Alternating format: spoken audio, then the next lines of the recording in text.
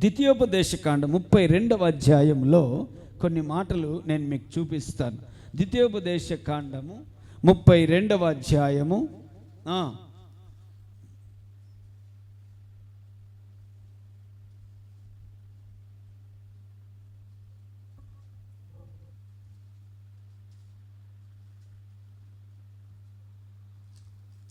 12వ వాక్యం చూడండి.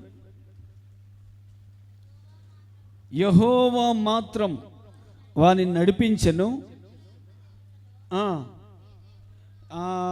పైన 10వ వచనం నుంచి చదవండి. అరణ్య ప్రదేశములోను భీకర ధ్వని గల పాడైన ఎడారిలోను వాని కనుగొని ఆవరించి పరామర్శించి తన కనుపాపను వలె వాని కాపాడని. చాలు. చూసారా? ఒకసారి నా వైపు చూడండి.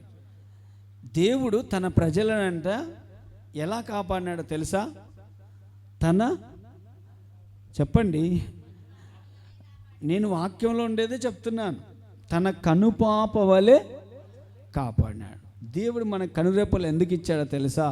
లోపల ఉన్న కనుగుడ్డు ఉందే, అది కాపాడబడడానికి. మీరు ఎవరైనా మీ కన్ను పొడచడానికి వస్తే మీరేం చేస్తారు? పొడుసు సార్ అనేటి కన్ను తెరిచి చూస్తారా? చెయ్యి వచ్చి రాకముందే కనురెప్పలు మూసేస్తారు. కారణం ఏంటో తెలుసా? ఈ కంటి ఆ లోపల ఉన్న గుడ్డుకి తగులకుండా రెప్పలు అడ్డమొచ్చేస్తాయి. దేవుని ప్రజలారా, దేవుడు తన ప్రజల పట్ల ఎంత ప్రేమ కలిగి ఉన్నాడంటే, ఇదిగో ఒకడు తన కనుపాపను కంటి రెప్ప ద్వారా, మళ్ళీ చదవండి ఆ మాటని.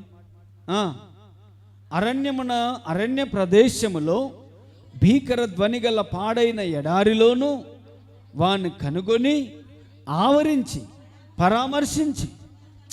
ఎంత బాగుంది! ఆవరించి పరామర్శించి తన కనుపాప వలె అతనిని అనగా ఇశ్రాయేలు జనాంగం, అనగా ఆత్మీయ ఇశ్రాయేలు జనాంగమైన మనలను ఆయన కంటికి రెప్పలాగా ప్రతి దినం కాచి కాపాడి నడిపిస్తున్నాడు. Praise the lord. ఎంత ప్రేమ అంటే చూసారా? ఆయన మన కంటిని ఎంత భద్రంగా కాపాడుకుంటామో అంత భద్రంగా దేవుడు తన ప్రజలమైన మనలను కాపాడుతున్నాడు. అందుకే వాక్యంలో ఏమని రాసిందంటే, మిమ్మల్ని ముట్టినవాడు నా కనుగుడుని ముట్టినట్టే.